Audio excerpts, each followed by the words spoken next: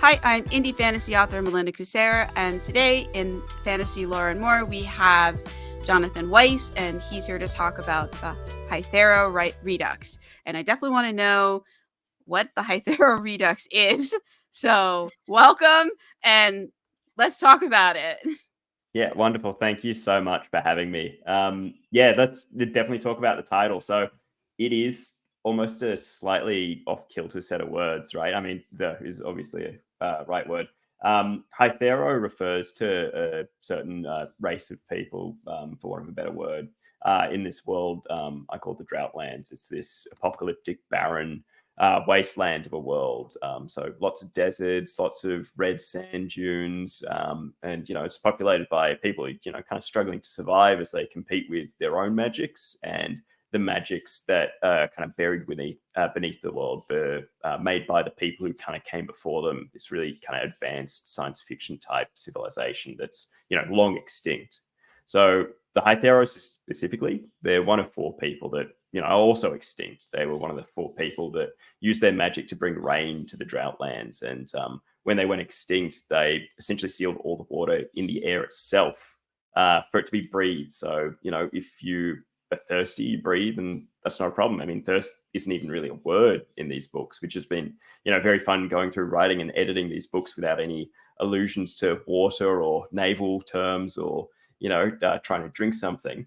But the problem kind of comes with the way that these people access magic. It's through this water-based ink that they concoct. And, if they don't have any water, they can't do magic. So the only water that you can really find is by going deep underground to these bizarre and kind of magical anomaly-filled ruins that are really dangerous. So there's water there, but, at what cost are you going to find it? So that's why kind of the extinction of the Hythera people is really important to this world. And the reason why it's a redux, a word that kind of means a reiteration, a redo, is because Spiric, the main character, wakes up in one of these ruins 1,000 years after his time without any of his memories. And he finds out that he's a Hythera, and he has to figure out why he's lost his memories, what's taken them, and why he was put in this place.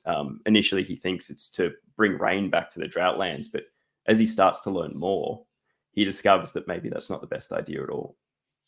Oh, that's interesting. Like that it would not be a good idea to bring back rain. We're gonna have to talk about that. But first, do you want to say anything else about what the book is about, or do you want to go directly to the excerpt? It's totally up to you. Yeah, I can definitely tell you about the book. It took me about 10 years to kind of nail the story because I'll give you the backstory. The 10 years to nail the story because I always found that trying to get a character who's 1,000 years removed from their own time to stick to a plot 1,000 years afterwards is really hard. Oh my God, And that's a I feel challenge like that I I can't finally got imagine. there, which is why I've kind of put out the book. Yeah, it was really challenging. And I found a lot of the themes of this book are these parallels about rising empires, how power can kind of corrupt people and cause these grand organizations and efforts to collapse. So as Spiric kind of relives these memories of the final days of his people, of the Hythero, he starts to see these reflections in kind of the things that are coming up around the Droughtlands as well. And so he kind of starts to use that to influence who he is now as he tries to reckon with who he was in the past. How do you how do you create how do you figure out what someone's going to do 1,000 years later, when they're catapulted? Like, how did you figure that out? Like the whole 1,000 year It, thing. Like that's just like mind boggling. Like how did you figure out, like, okay, this is where they're at 1,000 years ago. This is where they'll be 1,000 years from now, and this is how he's gonna deal with that. And like that's such a huge time scale. yeah, and like there's other books where like kind of characters get removed from their time. There's other stories like that, and Hmm. I don't see too many that are kind of on that time span. Like usually it's a matter of decades or maybe a century or two. But like I think 1,000 years is such a huge amount. I chose that because it all then starts to reflect on the kind of people who left those underground ruins, that sci-fi civilization, because they've been gone for so much longer, and so the story ends up being about all these different layers of history repeating itself, which I find fascinating in real life, and I think that's what drives a lot of my writing, is just this way that kind of a lot of our behaviors as people remain the same. So when Spiric is looking at himself and kind of how the world is around him now and how it was in his time, and then he starts to look at kind of the, I guess, incomprehensible things that were left behind by those other people, he starts to see those similarities. That's such an interesting observation. Yeah, I was just thinking about that. I was like, I can't think of anything where there's 1,000-year gap between. Yeah, I can't think of a single story where somebody. That doesn't mean that doesn't exist. I just haven't run into it in the 3,000 audiobooks that I have listened to so far. That's a lot. Yeah. Oh, thanks. It's. I'm working on my next 1,000. That's awesome. Do you want to go into the excerpt now? Yeah, let's do it. So all right. I've got the lovely book here. So if you just want to describe it for the people who don't have, who can't see, who are not watching video. It's the book cover. It is a boy walking towards this large, almost monolith of black stone that's kind of reflective, and it's set before the backdrop of these ruined skyscrapers and pillars of glass that are rising out of the red desert sand. So yeah, look, I'll jump into the book cover. The book excerpt. I'm just going to read 2 chapters for you real quick, because I feel like that'll give you a really great kind of grasp of the different types of people in the world, and I guess the stakes that kind of Spiric finds himself falling into. A little taste without spoiling too much, I hope. Okay, so chapter 1, From Dust. The old man drifted through the desert ruins. These days, his boots were more whole than leather, but that didn't matter, for his feet never dipped less than 10 feet to the ground below. Around him, massive pillars of glass and iron stretched higher than anything another living soul had ever seen, but he knew they ran so much deeper. His shadow darkened his path, cast long and far over the red dunes by the sun beating down on his back. Despite the overwhelming warmth, he pulled his duster tighter around his shoulders. A blast of sand broke around him a moment later. Once he felt it settle, he continued, eyes darting to every shadow cast by the ruins as he passed. Something he searched for would be lurking there, something he saw 30 years ago. The pillars spanned for miles, and stars appeared in the sky by the time he neared the center. His camp was close, near one of the larger structures, but he didn't head straight for it. A gut feeling pointed him further south. It was as if something wasn't meant to be there, though he wasn't quite sure what. The ruins certainly hadn't moved. He stopped, comparing the map he pulled from his coat to his surroundings. He had sketched it out himself over the course of the last dozen or more years. He'd long lost count, yet the massive chunks of detail were missing from what had remained. Yet massive chunks of detail were missing, and what remained was long smudged into illegibility. He gave up and stuffed it back into his cloak before moving on. In uncharted territory, he pushed the blocky blue runes on his arm to burn harder. They'd been going all day, and his focus was yet to break. Their essence drove him higher into the air, the winds beneath flapping through his cloak. A gentle ripple in the loose sand below now marked his path, and the old man's brow matched the pattern. It wasn't as much a disturbance as a true footprint, but it was still a worry. The forms of dozens of little iron-balled creatures rustled free from their burial in his wake, an early start to their nightly patrols.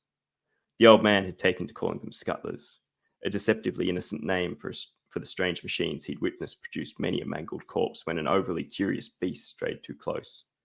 At this altitude, they paid him no mind, instead sprouting several pairs of spindly little legs, wandering aimlessly back and forth along the rippling path he'd created. At an intersection, more scuttlers appeared, far too many to be there just to greet him, their routes a good deal more arbitrary than he'd previously observed. Scanning the streets, the old man spotted what the scuttlers must be after. Nestled in the dunes, a single thin hand poked out, its fingers twitching. Should he help? No, it had to be a trap, a trick of the ruins to lure him in. The old man had once called them fractures, a word now almost forgotten for lack of use. He chuckled at the thought. Most words were like that nowadays. He began to drift away, thinking more of the makeshift cot in his camp than what that hand could possibly belong to. It wasn't even the strangest thing the old man had seen that day. Before it was gone from his sight, he risked one look back at the hand, now far in the distance. He froze. The hand was no longer alone and abandoned. A dark figure crouched over it, a shadow which light could not pass through. For the old man, 30 years was up, but the spectre wasn't there for him. From the moment he woke, panic was the only thing Spiric knew. Pressure all around, seeping into his clothes, his ears and mouth. He clamped his jaw shut. That crunched the familiar one of sand. It was pressing, crushing, all-consuming and completely immobilizing. He tried to kick with his legs. There was little give, but not enough. He didn't even know which way was up. He couldn't twist. His hands. Hands! One was free to flap around uselessly in the air. His fingers clawed at the surface, pulling and pulling in vain. All common sense vanished, and he forced his jaw open to desperately inhale, but only sand flowed in.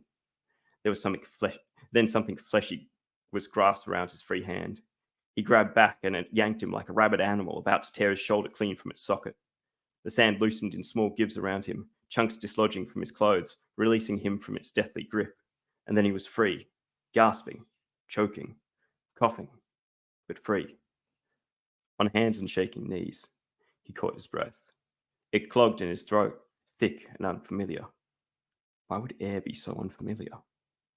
The question left Spiric with a frown as he moved gingerly to his feet. Each sway of his body and tilt of his head seemed to have him moving through water. Water. Voids below, he was thirsty. The thought struck him as he took another wheezing breath, and the thirst was suddenly quenched. He blinked in confusion, the air stinging against his eyes. It was like something was wrong with it. It was thicker and unnaturally so, like it had been changed by a magic far beyond his understanding. The sky above him was cloudless, a perfect gradient of pink and blue. The sunlight was blinding. He didn't know how long he'd been trapped under the sand. It might as well have been eons. Using both hands to shield his eyes, Spiric looked for his savior, but there wasn't another soul in sight.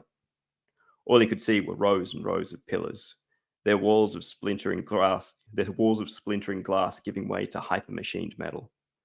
They were giant and arranged in a perfect grid, the space between them a flowing wash of dunes that lapped up their sides. Iron rocks were buried among their red waves, a fraction of their shining bulbous shape visible in the freshly disturbed sand. Skyscrapers, Spiric whispered under his breath, not sure where the word had came from.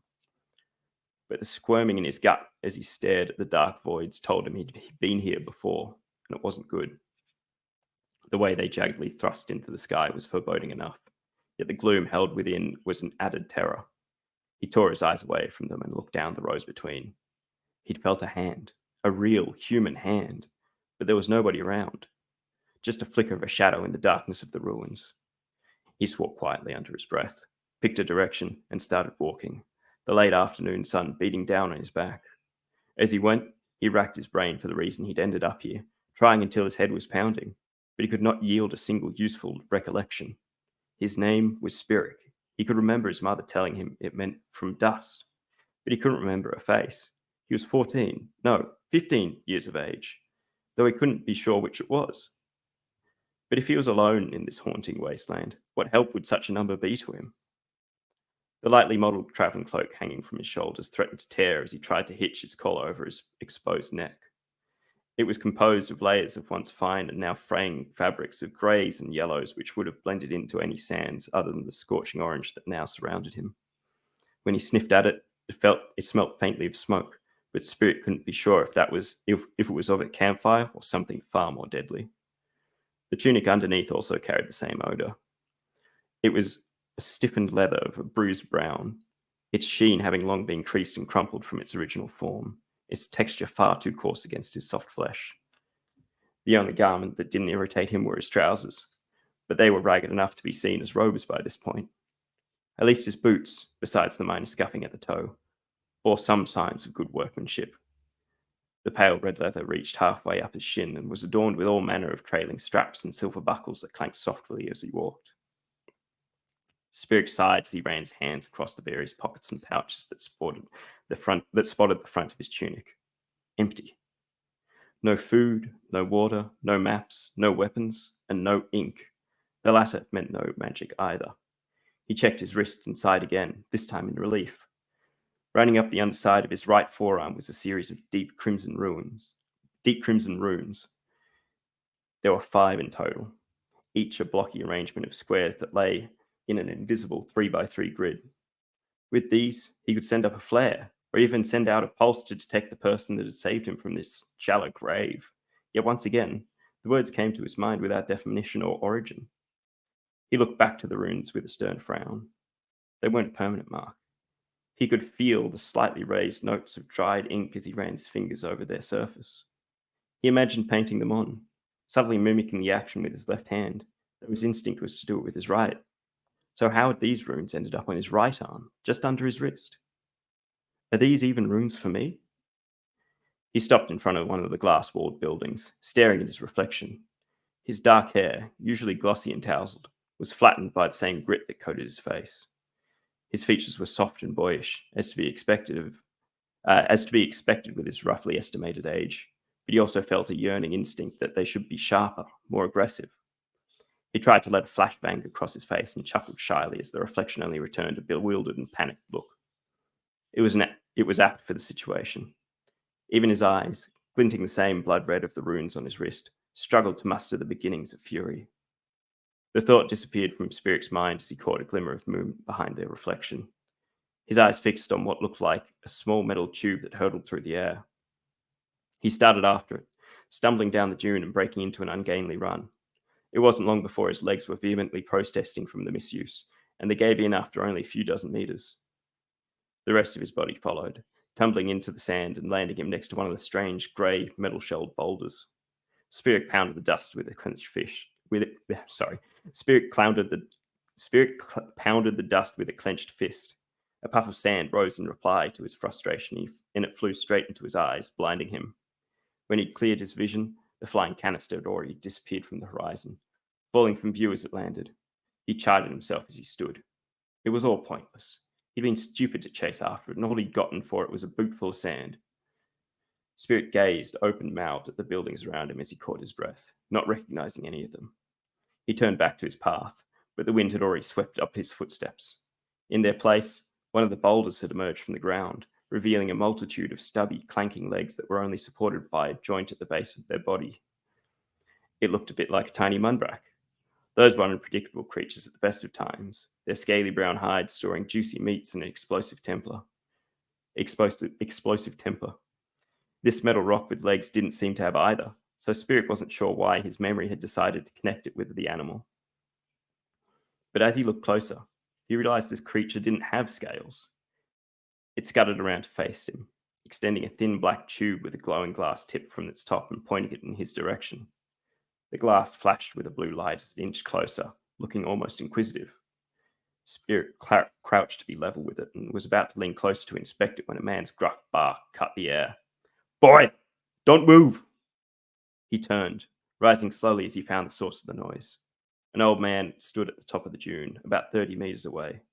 Spiric stared open-mouthed, all thought of the machine lost as it shuffled a few paces closer to his turned back. The old man was nothing but frantic. The endless layers of his draped rags fluttered in any direction the wind tugged them, his shock of wispy grey hair going with it, spare for the matted chunks that blended into his unkempt beard. His brow was severe, jutting out so far it almost obscured his watery blue eyes. In the back of Spiric's mind, he could recall the colour of the eyes would mean something, but this too escaped him. "Were you the one that saved me?" he asked as he took a step up the dune. "I said not to move," the man snapped, his voice hoarse. He began rustling through his many pockets and pouches, buried within what he seemed to call robes. "That thing behind you," Spiric twisted to look at it. Now the shell wasn't so smooth. Cracks had formed, a dull orange light leaking from within. "Has got an eye on you. Another step and we both die." Spiric's face turned to a confused frown.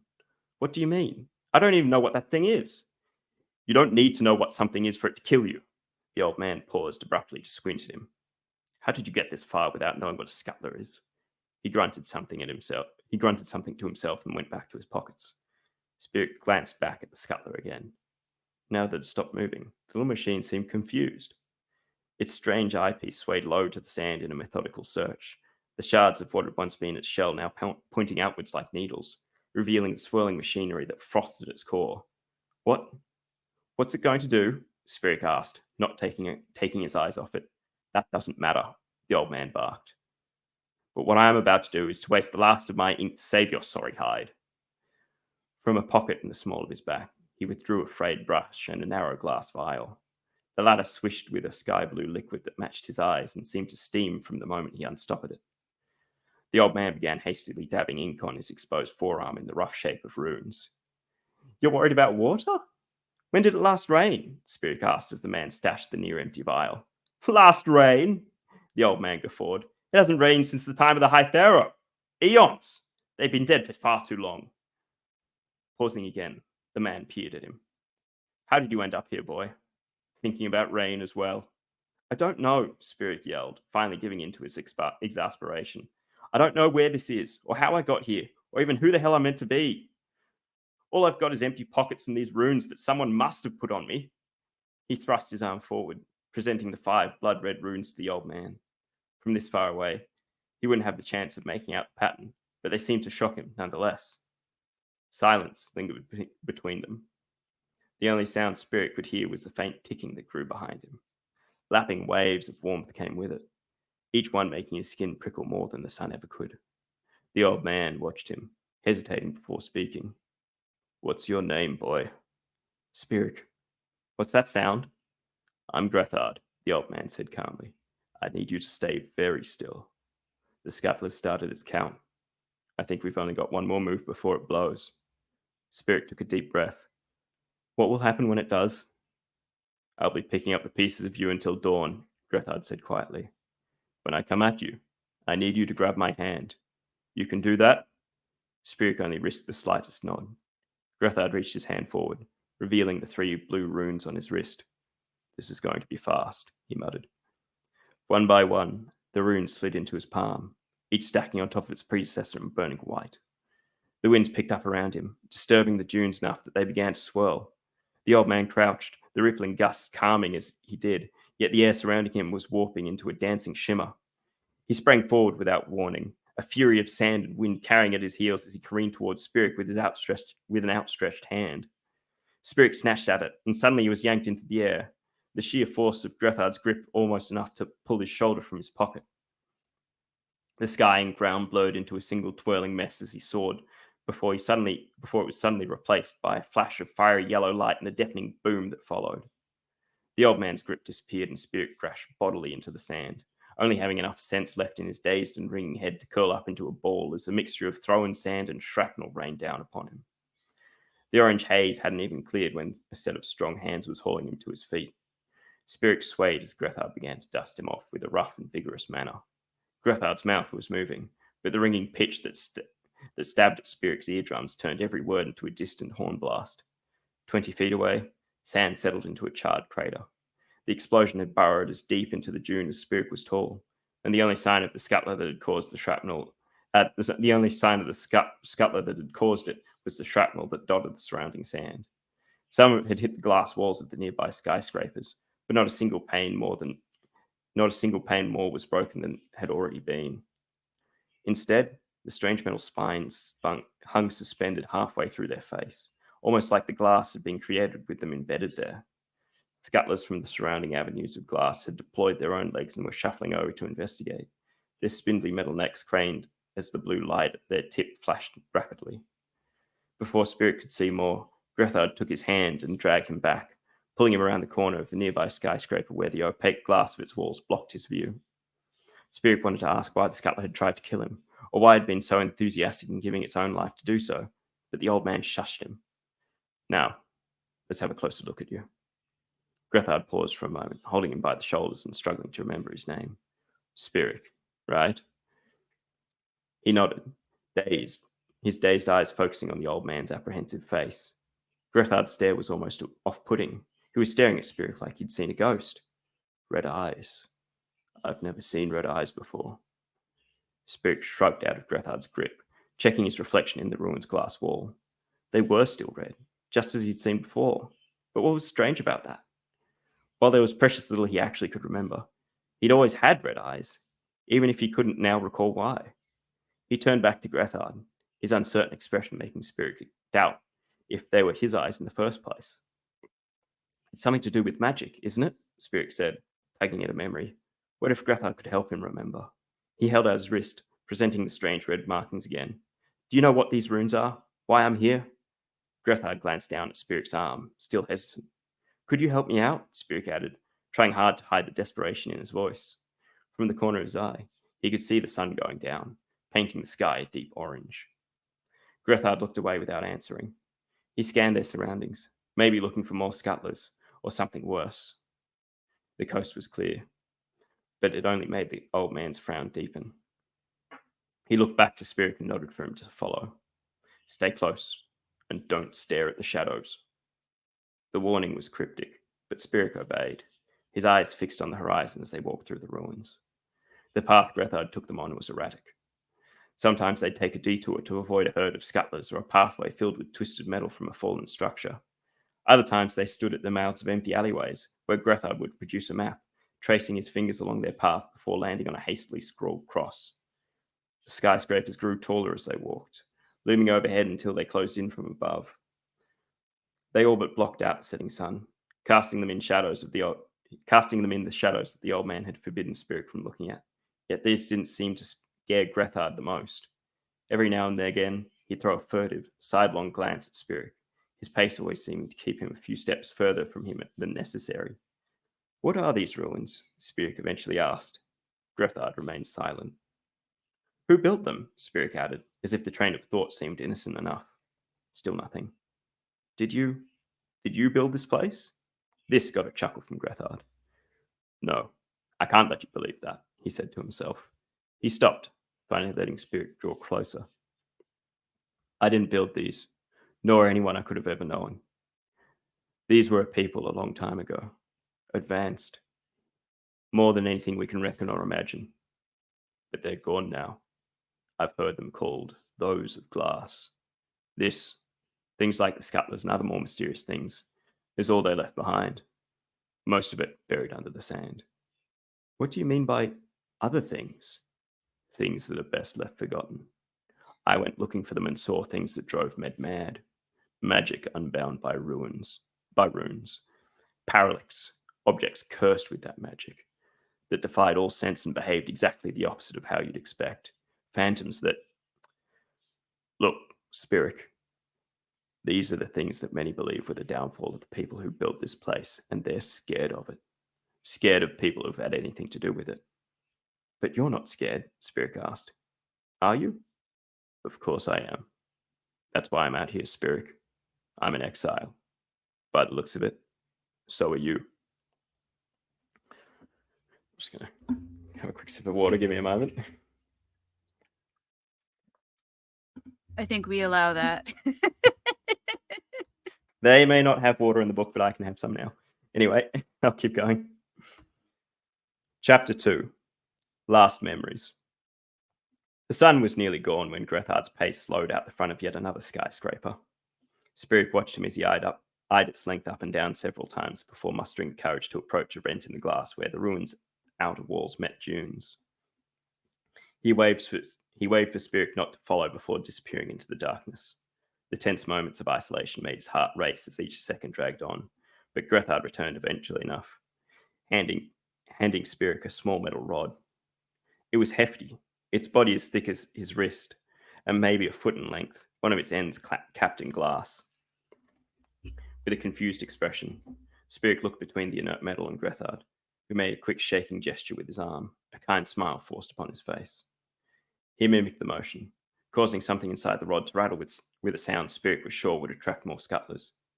But before Spiric had even stopped, the glass end of the rod had begun to glow green. The light was gentle at first, no match for the brilliant rays of the setting sun, but as Spiric shook the rod more vigorously, it grew in strength. Soon it was enough to illuminate the guts of the gloomy skyscraper. It's an old torch. Surprised it still works, but you can use it, for now. I know the place well enough.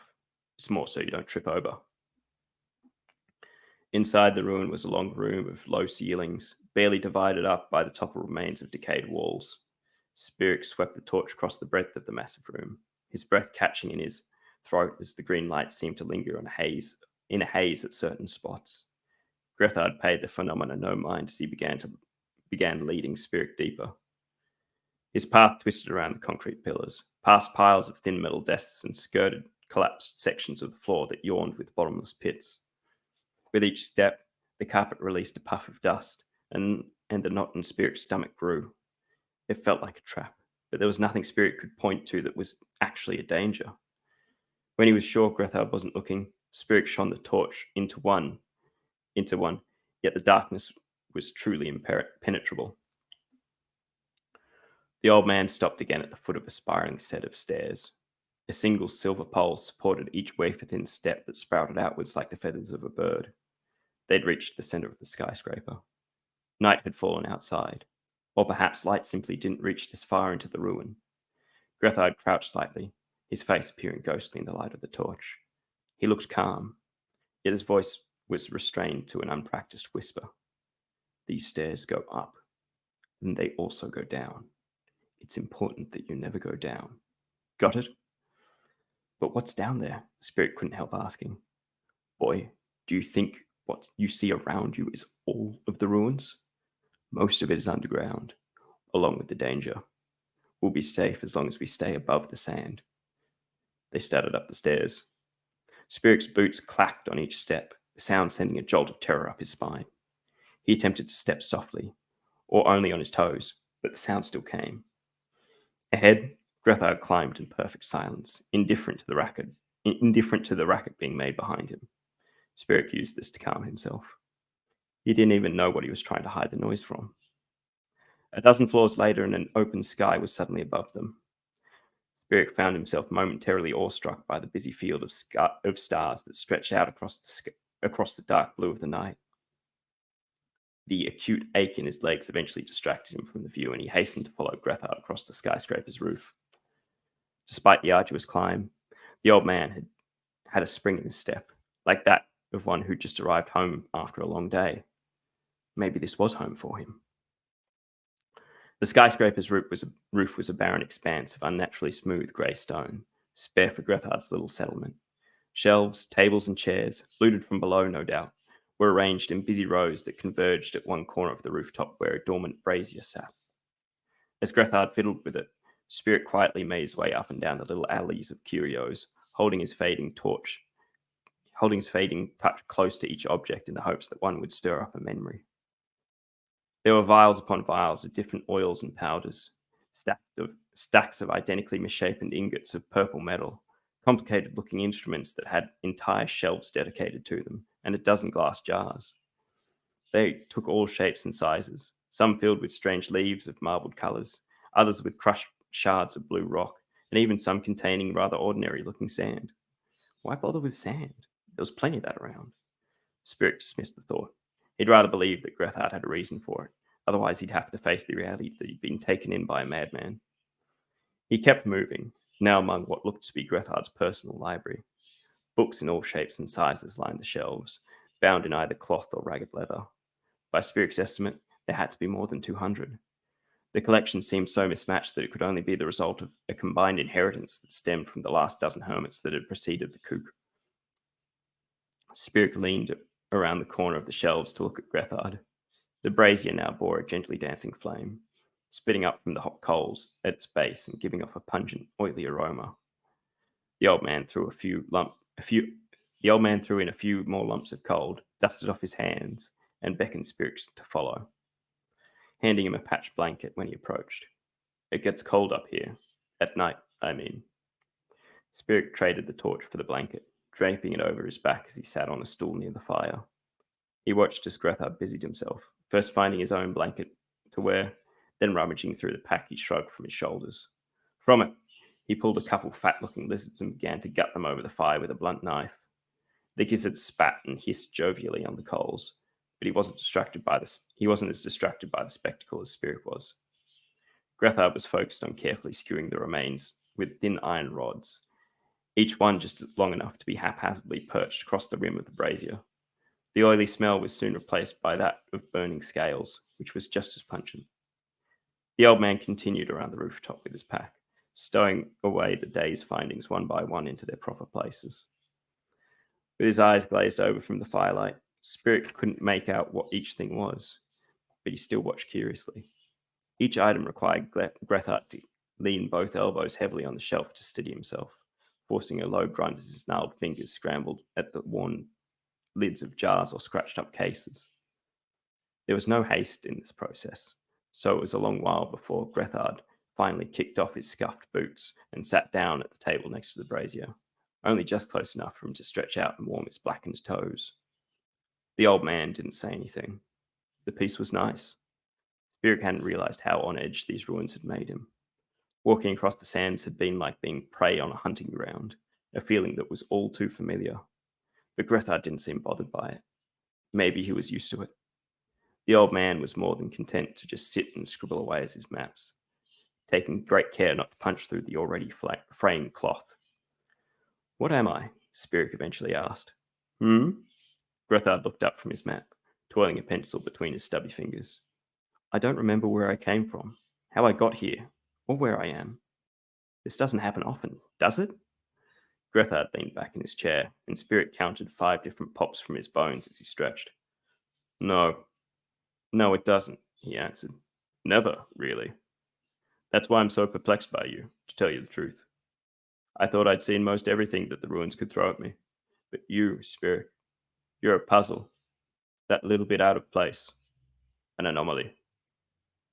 Grethard stared pensively, leaning on his desk with his head propped up on his fist. "If it were any other boy I'd found in these wastes, I'd be confused enough. But red eyes, they mean something." Spiric couldn't keep Grethard's gaze for long. Instead, he opted to watch the coals as they started to glow red. "Something magic, right?" Grethard took a deep breath and recited his next words almost as a poem. "Yellow are charectic, beacons of the sun. Green are cretatic, magnates of machine. And blue are athurist, weavers of the wind. And no, you have to be one of these." "Yellow seems closest to red," Spiric said dolefully. "It just seems like there's something else." "We can find out tomorrow," Grethard said. He moved closer to the fire, turning a skewered lizard to reveal the curling scales on its roasted undersides.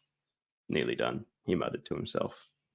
He checked the others with his bare hands, paying no mind to the searing heat carried by the metal skewers, before lumbering back to his desk, his interest once again firmly fixed on his map. "What about you, then?" Spiric asked. "Who are you?" "I'm Grethard," he answered without looking up. "You're an exile," Spiric shot back. The old man put down his pencil. "I suppose I do owe you more than that. I was a scholar for the Academy of Brigessa. You know of it? Brigessa. The town. Small upstart kind of a place, isn't it?" Grethard bellowed with laughter, and it echoed back at them from across the ruins. "You've got a sense of humor, boy. A place like Brigessa being an upstart? Ah!" Spiric frowned. Now that he tried to picture the town, he couldn't so much as conjure a memory of having visited, let alone the reason why he'd called it an upstart. If only it was an upstart. Too big for its own good, really. Last I was there, the Academy ruled the damn place. It was always about runes and axioms, finding new meanings for them, new ways to make ink. Little incremental improvements, you see. All of it to do with the way we currently knew magic. It was the only thing the Academy was interested in. Grethard paused for a moment, looking out over the edge of the rooftops and over the silhouettes of the ruined skyscrapers. It was as if he was inviting Spiric to say something. He took the bait. "But there's more, isn't there?"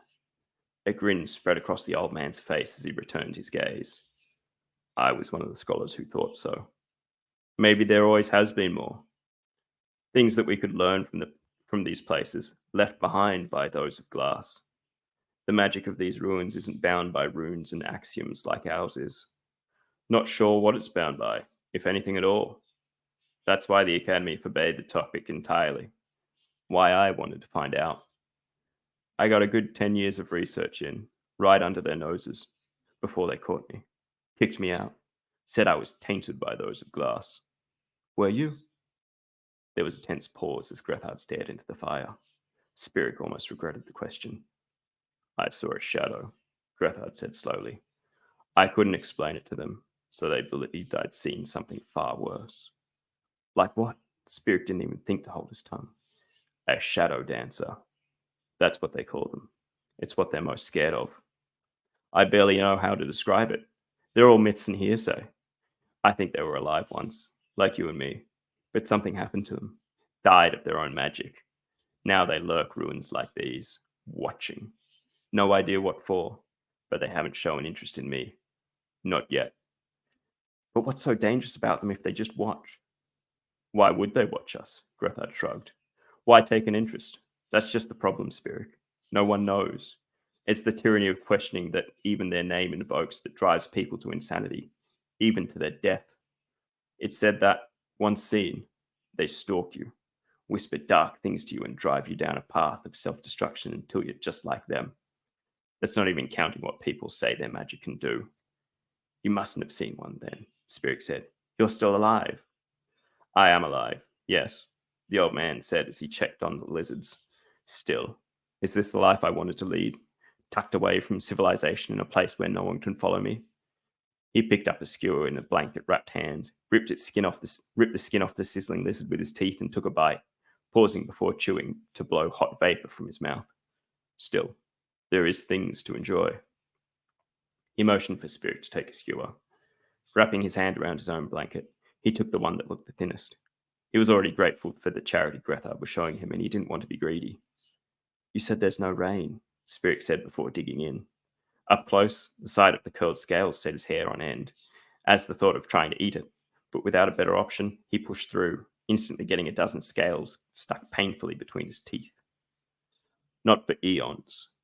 Legend has it there was another people alongside the Charictics, Rithurists, and Cretatics, called the Hytharo.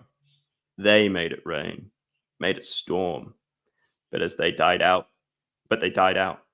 No one knows why. The last one must have done something to save us, though. Locked the water in the air itself. We breathe it to live, but most people take it for granted. What they don't take for granted is getting actual liquid water. No water means no ink. No ink means no runes. No runes means no magic, Spiric decided. But I have these runes. Do you think I could be a Hytharo? Spiric shook his head slowly. Eons, boy. 1,000 years. Spiric dejectedly looked at his forearm. He willed the runes to move, to stack up in his palm as Grethard's had done, to burn white and do something. You sure you don't remember anything, Spiric? Grethard asked gently. About how you got here or before? I've seen people get knocked in the head hard enough to forget things. You don't seem nearly cross-eyed enough for that. It was a question he'd been asking himself. He took another faltering bite of the lizard. He got fewer scales this time, and aside from how salty it wasn't too bad.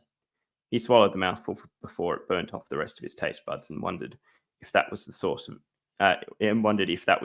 improvement as he took the third bite. I was running. I don't know why. And I knew these buildings. We called them skyscrapers. Skyscrapers? Grethard muttered to himself. Only the Academy calls them that. I was alone, Spiric continued, staring into the fire. I was alone and afraid. I'm sorry. They ate in silence a while longer. Thank you for pulling me out of the sand, Spiric eventually said. It was you, wasn't it? Grethard slowly shook his head. I felt a hand, Spiric asserted, panic starting to rise in his chest, and I saw a shadow. Spiric felt his mouth go dry. The skewered lizard was now even less appealing. Do you think it's the shadow dancer? I saw a shadow, Grethard repeated. That's all I know. I saw your hand. A shadow bent over it, and then you burst forth. I followed you from a distance because I didn't know what you were. You could have been a trap, a fracture to draw me in, another anomaly of the ruins themselves. But we still don't know what got you here or what you were before. We can find out tomorrow. For now, eat and rest. Grethard was right. There were too many mysteries to solve for one night. He finished the lizard, then choked down the other one that the old man offered him. Once they'd both finished, Grethard handed Spiric a spare bedroll and motioned towards one of the low-hanging canvas shade cloths. Spiric went over to one nestled between a low wall and the rooftop's edge, and the last of the cluttered shelves, leaving the old man to his map work.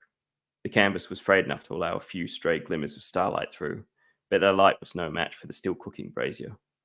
It washed across Spiric with a warm orange glow.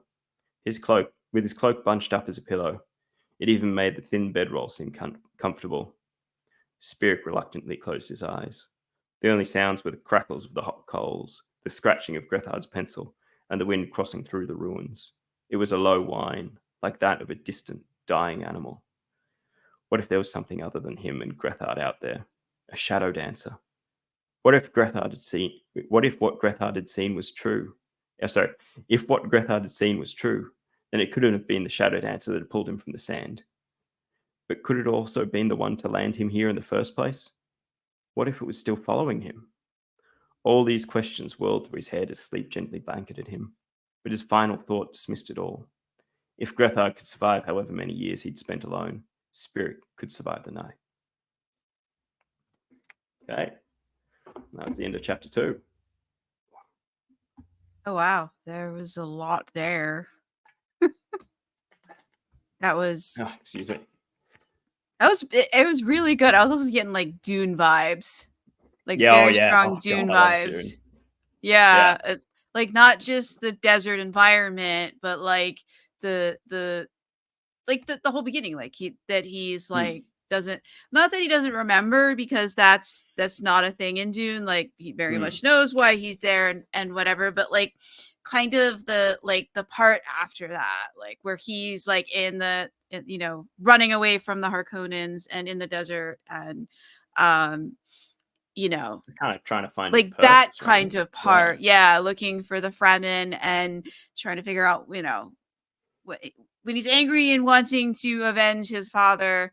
But yeah, and except here, instead of that, we've ended up here. We don't remember how or why or anything really. Do we find out in the first book why he Definitely. moved? Okay. And Most definitely. You find who out in did it? like, I think 10 chapters, maybe less. Okay. So Okay. it does So come. Don't worry. I'm not going to leave you hanging. so this is good, because like sometimes the I've read some series where the amnesia trope persisted for like, and we got clues, but it wasn't wrapped up in book 1 or book 2. It persisted throughout the whole thing. They got clues with the and I was just curious if that's where this was headed, or if it was just we only did the amnesia trope so that you could come in with Spiric and not know anything and experience it, because otherwise he would already know everything, and then you'd have the danger of the info dumping. But if he doesn't know and has to figure it out, then you're figuring it out with him. So, okay, so you took that route, like we want to bring you in, but then we want him to remember and know what he's doing. Yeah. Yeah, because starting at 0 is hard, and yeah. So I think that's great that he does remember by the end of the book, and then in book 2 he'll have more of a clue what's There's going on. more to not spoil it. There's so much more to that Spirit will remember other than just himself. Oh, that's intriguing. It's very mysterious, but I don't know. Like, I mean, obviously all books have a twist, but I'm so stoked with this one. It's just, I can't tell you though. It would spoil the whole thing. But you really want to tell us. So badly. Oh, one day it'll be common knowledge enough. That's wild. Yeah. So you mentioned, I think this is when we were talking earlier. So this is definitely fantasy, totally getting the vibes and the magic. But was that race that was there before that had Those like of glass, right? Yeah. Yeah, was that more like a more advanced technologically, or are they just more advanced magically speaking? Because any sufficiently advanced technology seems like magic to people who don't get it. So I'm curious, like, where on that divide does these races that disappeared fall? Were they like more advanced magic or more advanced technology that seems like magic to the people now? I'm going to be really annoying and actually say both. Oh, that's neat. And now you got to explain how. Yeah, I got to both? explain how, right? Yeah. Yeah, I find really intriguing the concept of I guess, a lost civilization, not in the sense of like we're going to find Atlantis or something, it's an ancient people there.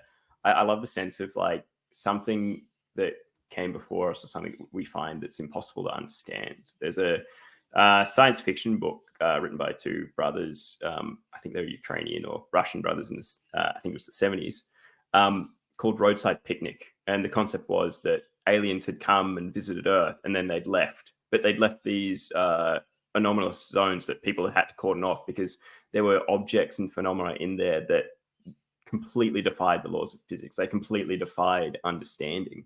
And that's where a lot of kind of this world and this book's inspiration draws from, these concepts that can't be gained. And the reason why that book's called Roadside Picnic is they explain the concept by the idea of having a literal roadside picnic and then leaving behind your trash, your aluminium cans. Say you lost a mobile phone as well. You've left massive tire tracks in the ground, and then forest critters like ants or, I'd say rabbits or something will come out and find these objects, these impossible metals, these impossible devices, or these massive tracts of shifted land, and they won't be able to know why. So I love the idea that we're on the receiving end of that, and we need to essentially try and reconstruct our own meaning into it. And that often changes the meaning of what the thing actually is. And that's where a lot of the magic of those of Glass kind of comes in. It's really perception based, and that was kind of what drove them to extinction. If you look at I guess it's Goethard calls it an unbound magic, a magic unbound by those runes that mean things to them. It was just something they just had in their mind, and if they believed it enough it would happen.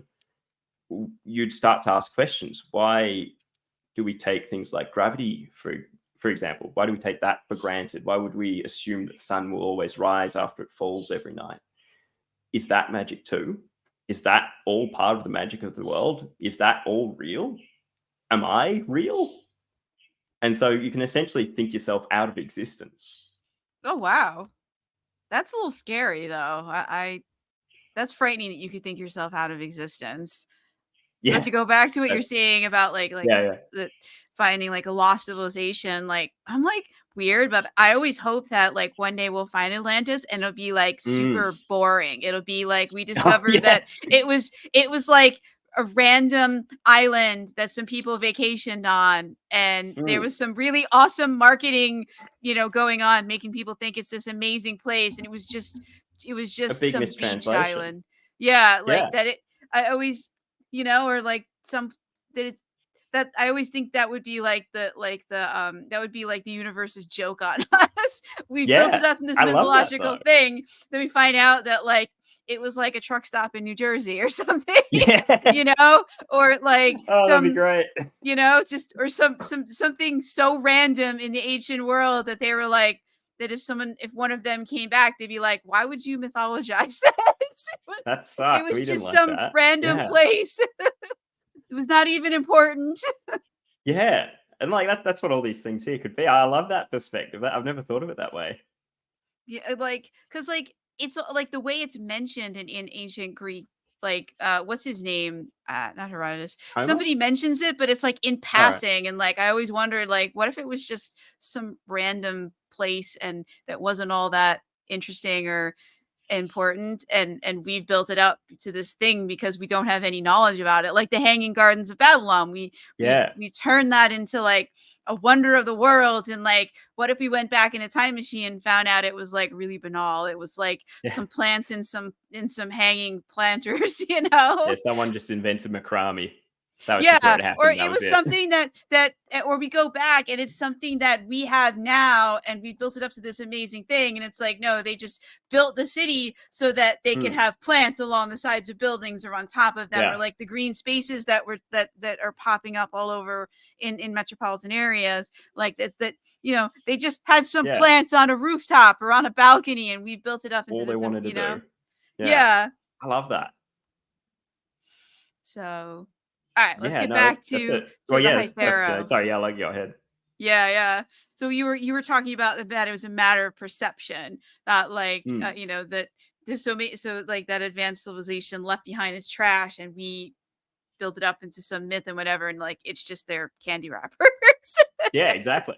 It could be. We don't know, but like I think like in the next couple chapters is Grethard essentially drags Spiric through the ruins, essentially testing him to see what happens. You see some of the actual dangers. There's not actually just candy wrappers, unfortunately. Does he Like does he have a theory about Spiric?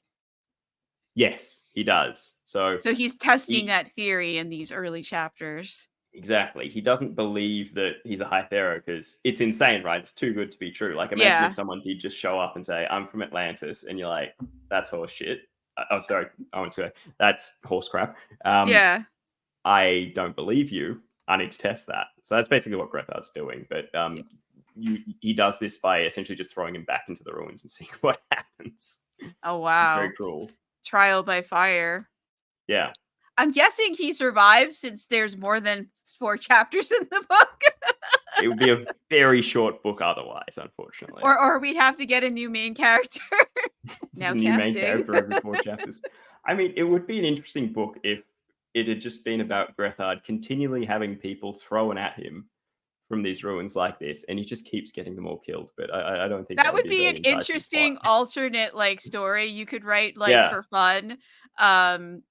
Like from his perspective, and like that would be very interesting. Like that would be, I would want that. That'd be very interesting. Like, what is his perspective, and what if people did just keep coming out, and like, what does he do? Does he feel bad about it? Like, God, does he it tell would weigh on you, anyone? wouldn't it? Yeah. I don't know. Like, is there like civilization out there, or like, so there are people living somewhere, so he could go back and be like, and have a drink with somebody, or I guess they don't drink because the water's in the Just air. have a meal Sit or something, down and have a meal with them. Be like, I had the wildest 2 weeks out in the desert. Let me tell you, pull up a chair. I don't know if you've watched Tucker and Dale versus Evil. No, I haven't seen that. It's basically it's a spoof of a horror movie, kind of horror movie where these two kind of rednecks just trying to fix up this property, but then these college kids kind of on their like summer hangout come onto the property and they think the rednecks are dangerous and start trying to kill them before they get killed themselves. But they kept all these college kids, they just keep accidentally dying all these deaths, and the police show up and these rednecks try to explain it by just saying, "Well, officer, it's been a doozy of a day. All these college kids just keep killing themselves all over the property." So I just imagine Grethard saying that essentially. Or like in the cozy mysteries, like like there's like, especially the ones that take place in like a bookshop or a tea shop, and somebody keeps dropping dead in there. Like, you're like, how are they still in business? Yeah. Surely someone's gonna just say, I don't want to. I've heard bad things, low Yelp reviews. Just Yelp reviews from the dead. Yeah, no, I think that'd be an interesting like experiment if you were to write that. Yeah, I definitely might try that. It sounds interesting. Yeah, it's like, I can't stop thinking about that. That's just like such a cool thing. All right, we got to move on from that. That's a cool thing. So maybe you'll come back and tell us that you wrote it, and that people can grab it from somewhere where you buy books, or from your own website. I don't know if you're a KU or not. Yeah, I'm in KU, unfortunately. Okay. So I can't Well, share it too much, but hey, it's nice. Yeah, you could put that in there as well. Yeah. I think that might be an interesting thing. And then to see like what the reaction is. What do people think of that? Seeing it from like just flipping the whole thing on its head, that could be very interesting. And okay, so we got to move off that. It's fun. It's wild. So, all right. So you said there are places where people live. Like, so there's cities, or are they like, because like, it's interesting that the water is in the air, so they don't drink water or anything, but They don't they really breathe need it water to in. build a city. Yeah. Yeah, like I'm just trying to think about that, because normally you would want to put your city where you have water. I guess how do they handle waste management then? Because there's a lot of water involved in waste management. Yeah, exactly. Well, it's I guess And it's city the planning. waste How do management you? specifically is a similar way to the way you deal with waste management for an indoor cat. It's sand, and then you pick it up in a bucket and take it outside the city. Okay. Unfortunately. Okay. it's not something I necessarily cover in the story, but it No, is but like I'm something just I've thought wondering about. because like you start thinking through Yeah. all the things and like How usually do if you it build a city without water? yeah, you And can't like, build yeah, cement yeah, or mud bricks it's because you need mud and there's no yeah, mud if there's no water. exactly. It's something I definitely considered, and it's actually a chicken and the egg kind of scenario because when I Yeah. started writing this, I really wanted to write a desert-based story. I love the setting. I'm so Australian that Mad Max is in my blood, so I have to be back there. But Do you have the Mad Max car yet? Have you souped up your car with the spikes and the if only I do have, courtesy of a 3D printer, the Mad Max shotgun. Oh, It's a nice. prop, okay. It's got the red tip, so it's legal, and it's made of plastic, so it doesn't do anything. But that aside, yeah, I wrote this as a desert story. One of the problems with desert stories, it's hot. Obviously, there's no water. Yes. Everyone gets thirsty. You can only really travel like so far without having to carry so much water with you. So it really weighs down how much of an adventure you can go with. So I ended up conjuring a way to make it so you didn't need drinking water. And that's what birthed the Hytharo and this whole thing about the water being locked in the air in the first place. And I built from that instead of having it the other way around. So when you start looking at cities and the like as well, like they're not based in places where rivers would be. They're based essentially in as far away from these ruins of those of glass as possible because you don't want to be near them. They're bad. They're bad omens essentially. So there's specific places where they put cities which are kind of those points that are just so far away that ruins aren't even something you think of. And so that's where a lot of those trading routes between them starts to form. But the city that's mentioned there, Brigessa, is like the big capital city. Tens of thousands or even hundreds of thousands of people live there as well. There's other cities that Spiric and Grethard will visit because after the first few chapters they decide, look, we got to get more help with this. We need to go travel and find people who are a bit more learned. They need to go to the Academy of Brigessa, which is the thing that Grethard's exiled from. So it he creates needs to kind of throw him into other tension there. situations with other people and see Exactly. what happens. The Exactly. experiments continue in a new location. Exactly. And I love the experiments of it because it always seems to go wrong. It's always ends up being a bit chaotic because people will see Spiric's red eyes and go, that ain't right. And you'll get a varied amount of reactions from people who do or don't know what a Hytharo is. From the people who do, it's like essentially King Midas has walked into their shop, right? Like, this guy can produce gold. This guy could make it rain again. We could have so much water and so much power from it. But as kind of you might have intoned, if you have this free amount of water, if everyone can just get their hands on water and just do all the magic themselves instead of this really restricted commodity, then it could be really dangerous for everyone because they could just magic themselves to bits, essentially. Yeah, that's true. That's true. So is that the only type of magic in that world to create water or do things with Yeah, water, which seems to have disappeared? exactly. So it's effectively a limiter on the amount of stuff they can do. So anytime someone's using magic, it's something that's very well considered. So Grethard, for instance, with his blue runes as a Rethurist, a wind weaver, for casual speak, he can manipulate air. He can sort of fly with that. But you can only kind of use a rune once and kind of focus on it until it goes away, and that's it. It's used up. So when he's using those runes, he's using that for the entire day, and kind of the toll that takes on him as well is kind of really big. So you're looking for the most efficient way you can apply magic rather than just being able to do it at will. Okay. So how does he get more runes? He'll just draw more runes, but that takes energy He needs and more water, exactly. So yeah, he might actually have to go underground in those ruins to find more water. I see. All right. So everything is water. That's really interesting. Yeah, it's just such a it's turned from kind of like a vital thing that everyone needs to live to this really expensive commodity. Yeah. It's wow. No, And I that's so guess that's neat. kind of where the Dune comparison comes in, right? Because they go to Yeah. Arrakis and you need this, the spice must flow, right? Yeah, but like everything is the spice in Dune. Like that's what gives the navigators their power. That's what like everything is the spice. That's what gives Exactly. Paul his ability to be the Kwisatz Haderach, which I don't know if I'm pronouncing that right. I've It's better I mean than me. I've seen some of the movies. I didn't see Yeah. the newest one because I was waiting for the second part to come out. Because like I've actually Very read good. the book, and I was like, I Ah, don't think I can see the first half of the adaptation.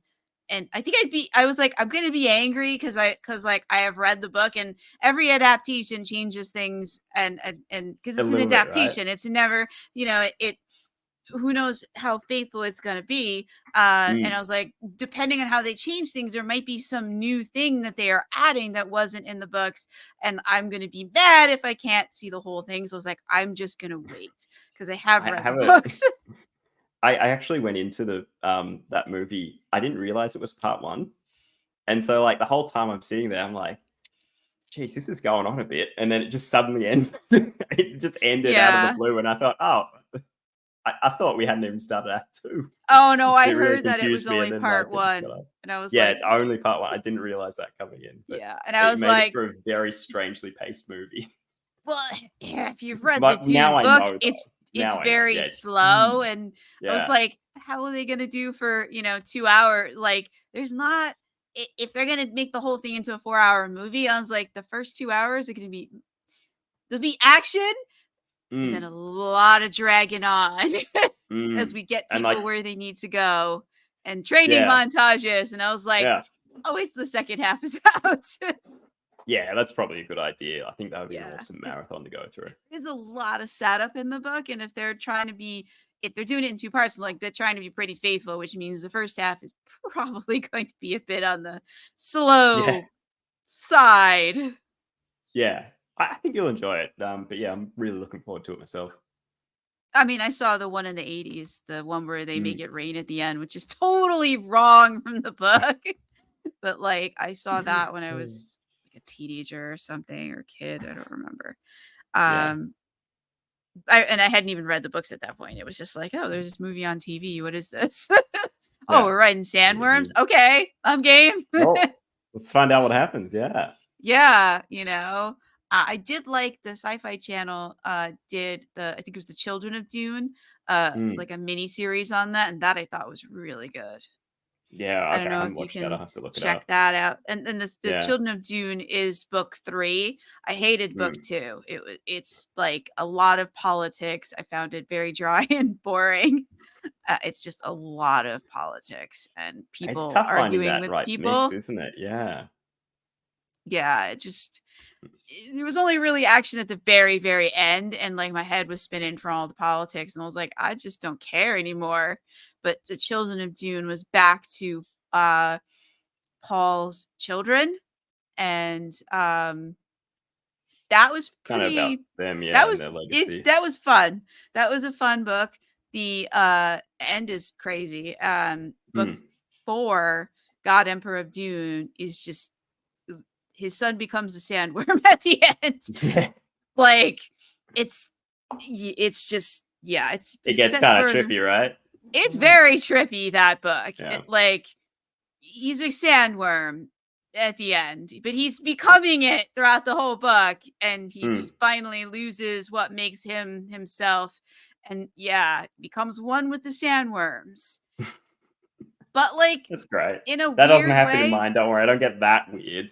yeah, but like in a weird way, like it makes sense because the whole Yeah. Dune thing is a cycle. So if he hadn't like when you're reading, you're like, this is not how I thought this was gonna go. But Mm. Dune is a character, and if you look at it from that perspective, it makes total sense. But it is Mm. bizarre to read. Yeah, it would be. Yeah. Yeah. Um, yeah, anyways, we've gotten off topic. I'm sorry. That's I alright. love Dune. Yeah. But this is not Dune. We're talking about the Hytharo Redux. And so, do you have sandworms? Ah, if only. It has been fun. I did design a whole bunch of, like, different, little creatures that pop up throughout the book, but they're never kind of the focus. They're more or less kinda slight distractions, almost reminders that, like, this is not any world you recognize. Okay. So, the mention of Munbrax in there, it's like what you get if you crossed a cow and a turtle, right? But, Oh, angrier. Um, yeah. but yeah, they're ugly. They're ugly beasts. They show up a couple other times, but they don't do too much other than just being there for the novelty sometimes, which I like. Do you have any favorite creatures, or is that your favorite? There are, I'm going to go on a whole side ramble about the other book series in this world at the moment. I really like I mentioned the Cretatics in the book. They're the people that can control metal. This is, all the magic's a bit of a spin on your standard 4-element magic, just because I found that a bit dull. But the Cretatics I found really interesting because they use their magic to magnetize metal into machines. These are machines called arcanites. So these are the contraptions they can use to do work. So they essentially control them by dedicating a portion of their mind to them. And I find that really interesting because, themes about, I guess, control and focus really affect me because I have ADHD and I got diagnosed a little while after I actually wrote these books anyway.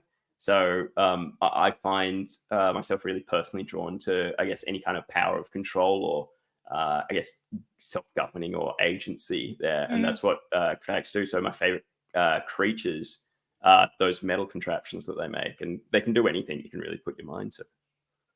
And those things that they create, they're not sentient or anything. It's very much controlled by the Cretetic, you said they're called? Cretetic. Yeah, sorry, correct. I got the word mixed up with the word correct.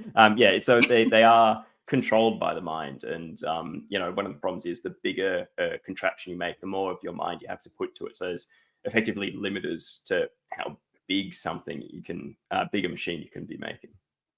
Could like multiple of them work together to control an even bigger contraption? Oh, if only. So this is very fun because it gets me a nice cross promotion into the other book series as well. So Oh, called, all right. So why we can do that if you like. Yeah, let's first, before we jump to the other book series, which I do want to hear about. So so the Hytharo Redux. How many books are in this series? How many books are out? Which ones are coming? And then we'll talk about the other one. So the Hytharo Redux is the first book of the series. It's going to be 5 books. I'm most of the way through the first draft of the second book. And with my release schedule, I'm planning to have all 5 out by 2025, I think, if I'm counting my years right. But yeah, I'm going to be publishing them fairly rapidly. But in between that, I'm also writing a series called The Flux Catastrophe, which is set 30 years before this book. There's no Hytharos involved. But it's focusing on Cretatics and this walking fortress of metal that they've created as they kind of stride across the land as a mercenary force. So it's called the Walking Fortress of Revance. And the idea is they're fighting these people who are using this metal liquid called molten flux that you inject into corpses.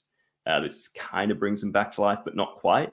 And those things are called autominds, which a Cretatic can use as like a secondary mind. A corpse is a secondary mind to control a larger machine. And this is where I start to get a little bit political again, a little bit more economic, because if you're trying to make money, you want to have a larger and larger machine. You're essentially looking to control entire factories just with your mind. And so you're going to need a lot of corpses. So where are you going to get those? Yeah. And that gets kind of into the grim dark side of things as well. And is that out yet, or is that coming soon? Yeah, that's out. So that's going to be a 3-book series, and I'm publishing those in between the Hytharo Redux as well. So the first book is called Molten Flux. That came out last year in 2023 in June. The next book is called Blazing Flux, and if you're watching on the video, that's actually the cover art that's behind me now. And that's the follow-up that will be coming out in April. And the third book I'll have out by the end of this year, by the end of 2024. So I'm trying to publish really rapidly, and I'm trying to alternate these series so I have plenty of time with each book to kind of brew up all the ideas of them and plant little Easter eggs and secrets between them as well. So you can still read each series from start to finish without reading anything else. But alternating them gets you this different experience where you're seeing all these little secrets start to come together to tell this larger story that I'm trying to tell of like the origins of the Droughtlands themselves and like where those of glass came from, because there's going to be all these little hints hidden throughout them. Oh, wow. That's really cool. Are you it's a bit ambitious. Yeah, no, but it's cool. It's good to have. I've written 6 series now in the same world. So all in the same time period. So I'm on board with that. It's if you create the world right, you can have endless areas to explore. Yeah, exactly. And you can link things together in all sorts of interesting ways during the fact, after the fact, and you can have so much fun with that. Exactly. And I hope readers have fun with that because I Me like to too. write in the same I world. don't want to get frustrated by it, you know? Oh, God. That'd be scary. Well, I want them to be like, oh, cool, this is another book by Melinda Kucsera. I already know it's set in the same world as everything else. I wonder which of my favorite characters show up in here. Like, I hope there's Yeah, that level exactly. of like of expectation. Are you planning to write another series in this world after you finish those two, or are you moving on to another one? Yeah, so I'm definitely staying in this world because there's been a lot of mind games and investment and like parallel plots I've had to plan out.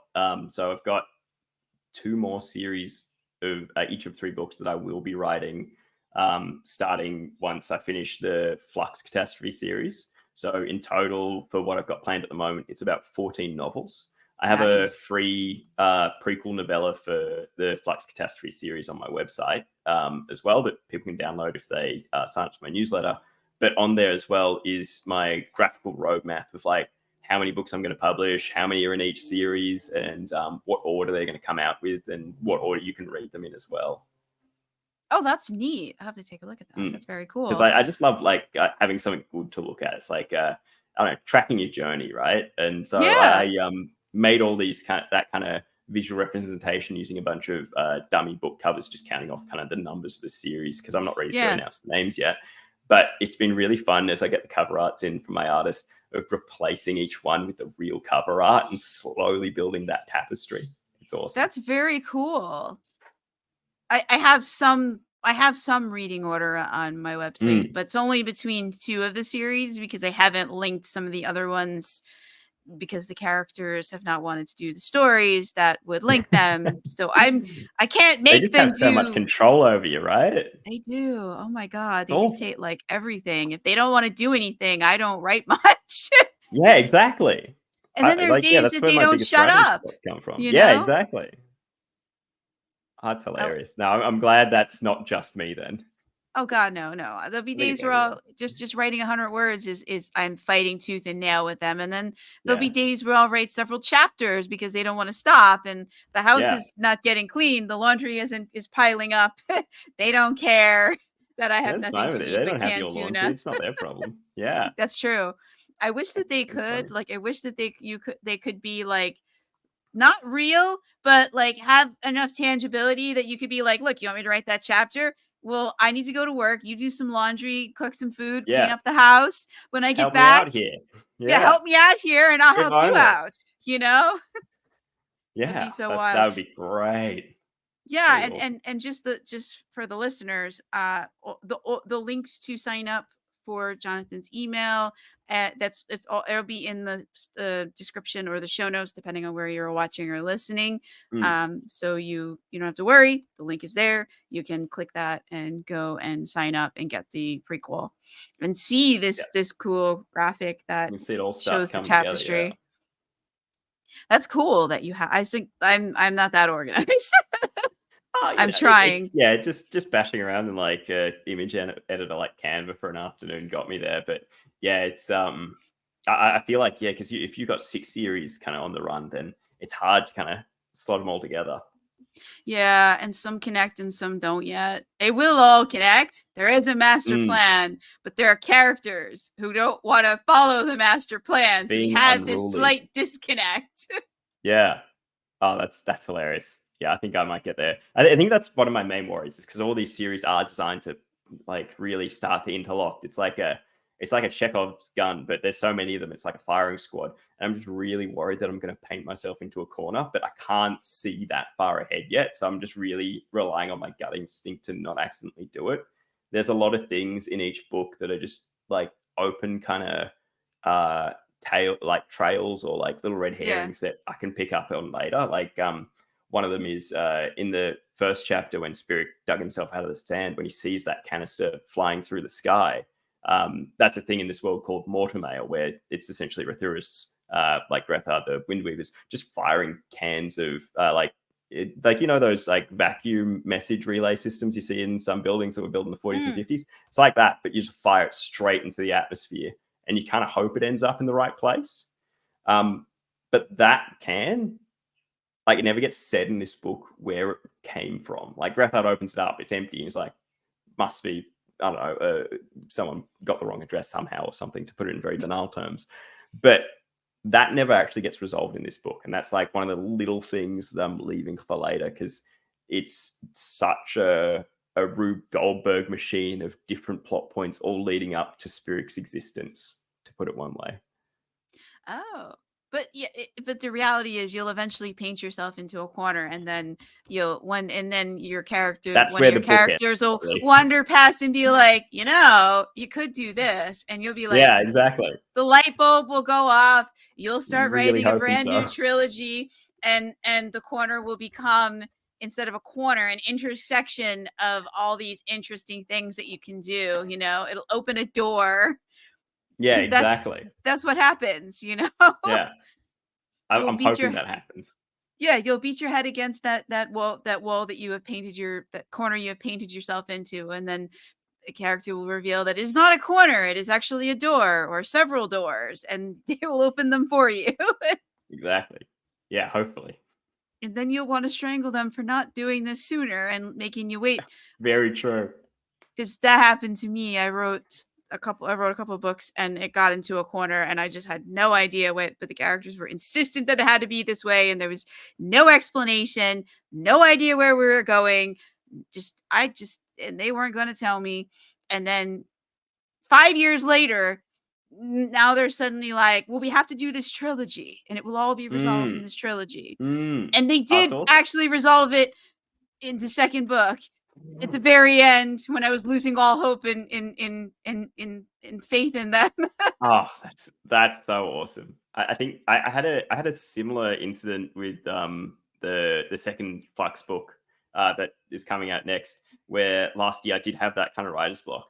I was trying to figure out how to get all the characters to move forward, but then one of the characters pretty much just leapt off the page and just did their own thing, and it was a bad thing. And essentially, they were pulling the trigger on a plan that I wasn't going to do until book 3. So I just went to myself, well, this is happening early. Great. All right. Let's see how we can cram all this into one book. I don't know. I guess I'm just saying that to say I'm very used to coming in with a very good plan that gets ignored after about 5 or 10 chapters. I mean, you're lucky you get 5 or 10 chapters. I'm lucky Yeah, if you it's get through true. chapter I will 1 count myself lucky with for the that. plan, because there's so many books that I have written where we did not even finish the first chapter before what I wanted to do and what the characters wanted to do completely diverged. That's fantastic. Oh my word. Like, I love we that. were headed in opposite directions. And you can't, finding a way to stitch up that disconnect.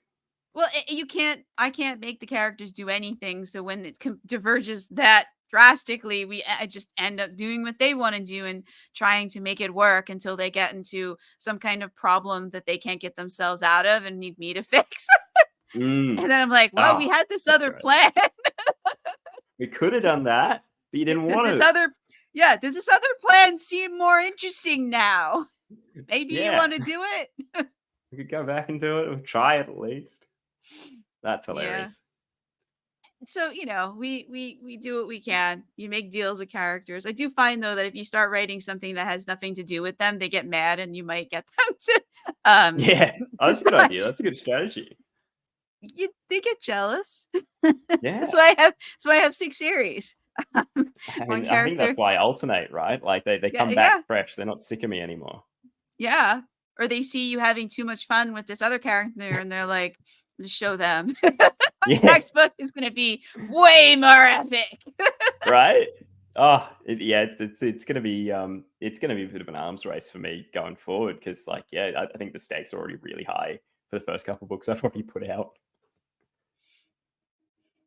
Well, I mean, the cool thing with with a trilogy, you're kind of locked into, you have the arc, but then that arc is taking you up a bigger arc, which has to resolve in the 3 books. But if you're doing a series that's longer than 3 books, you can do, each book has an arc, but you don't have to have a giant arc between them. You can have a smaller arc between them, or there's all different ways you can configure it. Because I have series of all different lengths. I have one right now that I'm writing books 11 and 12 for. So like Wow. you can Like at that point, you're just kind of following the adventure, it right? becomes Like you more. couldn't have predicted how that would have gone from book one. No, you couldn't. And No. so, I do have, but from like book 3 through 6, there is like is this like we are on that roller coaster up, and then it comes down, and then and then it's like we're on the other after we've done the big hill, like you're on a roller coaster ride. You have the smaller hills and the loops, and Mm, you have the other things. So you like so that's what I find is that you ends up having the structure of the series ends up changing. And mm, sometimes you might do a quieter book where mm. they like you do a smaller adventure to give like a respite, Yeah, and then I like you that. might start rising up towards something else. And maybe you don't take 3 books to do this. You might end up doing it like a duology where within the series where the 2 form an arc or 4 books form an arc. Like it becomes kind of what does this series need, what do the characters need, and you just kind of go from there. And it's really interesting because you end up having different sized arcs as you go along. Yeah, exactly. And like that, I think that was one of the things I struggled with when I was writing the Hytharo book. Right, when I was first writing it, I was struggling to find like what would be the big arc to follow those 5 books, and I did find it. I do promise there will be. You'll see the foundations of the big arc that will follow the 5 books in this book. But yeah, it's such a grand thing you need to establish, but not give too much away with, Right. because you still have to have an actual plot within the book that's going to Yes. start, open, and end inside that book, while also kind of having 2 things coordinated on the side. So, like, I'm writing the second Hythero book now, and I looked at it and I figured I've got 12 different plot lines on the run in this book, and I'm already halfway through the word count of Ooh, what I that's was planning to hard. do. And Yeah. yeah, I have to make the captain's call or the executive decision to, just say some of these aren't going to get resolved with this book. They'll just have to And they carry don't. over into the next book, Yeah, right? and they don't have to all get Don't resolved have in it. to. And you don't I don't every want book them in the to. series doesn't have to raise the stakes. You can do a breather Mm, book where it's a smaller thing, more like tightly focused and like more like resolve some kind of like like maybe an the element of the characters. world that's kind of around Yeah, it. like Yeah. you can't end the world in every single book because then it Yeah, becomes exactly. boring for readers because it's like it becomes predictable and that's We something you know the don't world's not want. going to end. You know you're going to keep Well, going. that's And it. I think So that's what I'm going to do with the other series, though. Like they're going to focus on like a different section of the world. So um, it's gonna they're one of them's going to be a prequel. So there is going to be that certainty that the world doesn't end, and well, it I can't, find or there'd be no it can't trilogy. exactly. But I think that's I think it's kind of funny. There's a particular magic that the reader has in themselves of the certainty that they have, because they'll be able to see a character that they know they're going to see in a prequel series, and they know that character's going to live. So what does that do to the characters around them? Are they now unimportant? Are they regarded as cannon fodder essentially? And that's kind of one of the things I'm toying with between like the Flux series and the Hythero series, because the Hythero series is set 30 years after the Flux catastrophe. So in the Flux catastrophe books, you might see things or characters or elements and you'll know the outcome of them, but you won't know how they get there. So it's different kind of plot tension, which will contrast with the regular plot tension you'll have of kind of the actual people in the actual book, in the book itself, of their standard struggles just trying not to die. Yeah. No, and that's what I think makes things interesting. Mm, And definitely does. yeah. And I do think there's like not every book the world has to end. Sometimes you Mm, need to resolve like the character arc, which may not require the world ending to solve something in their backstory or in their current story. There may be a situation, maybe they're on the run and maybe they can resolve their legal difficulties. yeah, exactly. You can still get a fun and thrilling story where the world isn't ending and they're dealing with some other problems that they have. Um, Yeah. and then then the reader doesn't know, okay, well, what's going to happen in the next book in the series? This one, the world wasn't ending. What are we going to do? How Yeah, how will Yeah, what's the difficulty, right? Yeah, and then like when the stakes go up in the next one and it's a more world-ending kind of thing, it's like it's not, there's like that break. So I like to go back and Mm. forth with the big world-ending stuff with and do some smaller stories where maybe we're just interacting with some fun magical thing that's in the world and having some adventure regarding it. Yeah, and, like, I'm really excited to do some of those myself. Like, I think, They're like, fun. It's a the fun trajectory I'm respite. locked yeah. The trajectory I'm locked on at the moment, like, there's a little bit of world endy, but it's gonna come down a little bit. But I've always just wanted to explore, like, those, kind of all those glass ruins, the ones left by those are glass, because they were the ones that kind of really keep drawing me back to the series. I wanna keep going into the cities underneath them and seeing, like, the really weird stuff that's in there. So I think there's going to be a lot of stories like that in the future for me too. And those can be really fun, like exploration stories and stuff where Mm. like the world's not ending, where we found this weird thing. What is this weird thing? What does it do? Should we leave it Should where we it touch is? it? Should we take it Probably out? not. Like We're going to yeah, touch like it you can anyway. that's it. You can do so many fun things and like what happens when you do touch it because we know they're going to touch it. Um Yeah, you they're can do always so going to many touch it. fun stories with that. Mm.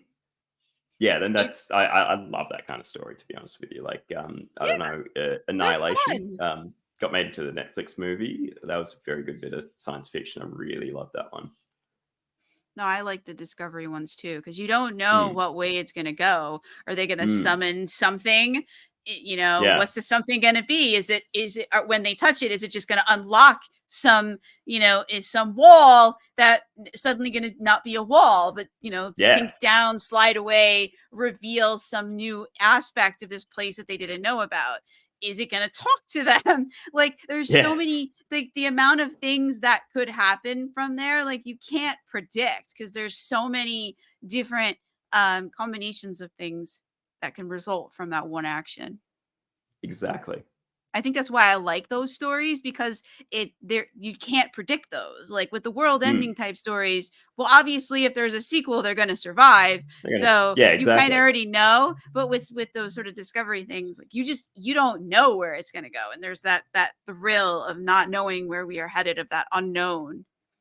Yeah, I think on if that's the kind of story you love, and this is going to be a shameless spruik here, you Go would ahead. really love reading the prequel for the Flux series, the one with my newsletter, Rising Flux, because it is about that. It is this expedition into the ruins that goes wrong, and kind of following that discovery of what's down there and kind of what they bring back to the surface and the dangers of it.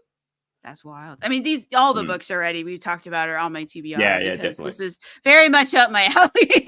Awesome. That wasn't clear. I'm making that clear. Like these are the kinds of books that I enjoy. Yeah, So, fantastic. um, shameless promotion of you. It's okay. It's my podcast. I'm I allowed to appreciate be it. Yeah, that's awesome. biased. Um, I buy a lot of the books of people who come on here. So yeah, Oh, that's awesome. I guess it's good, right? Because like you do get to have this really personal connection with the books you're reading. Because you've talked to these people, you see the passion in them as well, right? It's like yeah. you're almost doing a job interview for your next read, Oh yeah. No, and that's you get that. to be I the didn't hiring think of. manager. That's true. I'm like interviewing main characters to see That's like so good. is So your is the book story going to be going worth to reading? I'm going to have the author tell me for an hour, and if it is, I'll see. so HR is my bank, Genius. which Such authorizes the funds. such a great idea. I might start doing that. That's great. That's kind of I think that could be a really fun story. Yeah. That like yeah, I have this like this zany like series that I do where like the characters from my stories, there's like just somehow there is a portal in their world and there is a connecting portal in my apartment and they come through and like I get we have well I You deal unwittingly with them, get pulled right? into their adventures in our Ah, worlds. fantastic. And so that could be kind of a fun thing of like interviewing that would yeah, now I have to do that in there somewhere. I definitely agree. I think that'd be awesome. Because like usually the main villain is like the evil corporations because Yeah. when we're not writing, I'm not a full-time We're author, dealing so with I with Yeah, I corporations. have a Yeah, corporate it's all job, about so money. Yeah, it's the there's that push, there's that tension between me wanting to write and me also having to go to an office and do a job to get a yeah, paycheck so definitely. that I can pay the bills and have electricity and internet to be able Kind to, of and a need those. Yeah, computer to write on. And they want me to write their stories, so there's like this tension there.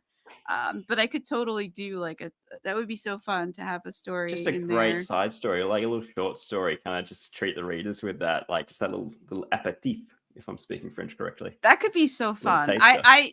I'm gonna have to do that now. My writing queue for 2024 is pretty It's jam heavy. packed, right? It always is. Like Yeah. I think I'm looking down the barrel of about 400,000 words a year for the next couple of years. I have no idea because my books vary so widely in It lengths. ends up being as long as it is, right? It ends up being whatever the characters need to do whatever they want to do. And That's great. um yeah, like I just try to get them to the end. Yeah. Whatever end they'll do, whatever end they will give me is what the end ends It's up just what being. it's like herding cats, isn't it? It Like is. you never have control. You can chase them away, but you're never going to lure them towards you. Well, and like sometimes they want to do like an extended epilogue where we Mm, tie up every little thing, and we leave open something they want to do in the sequel, but they don't. There's mm. certain things they don't want to do in the sequel, so we have to do every single scene that ties up the things that Right they now. don't want to deal with anymore. And so you end up with books that have this long denouement of like Mm. just tying up all the things. And, and like the one I'm writing now, they're very much like loose ends we have in book 1 and 2. There's some stuff that they just don't want to deal with anymore. So Yeah, they just don't touch it. there's a scene to deal with each and every one of those problems because they're done with that.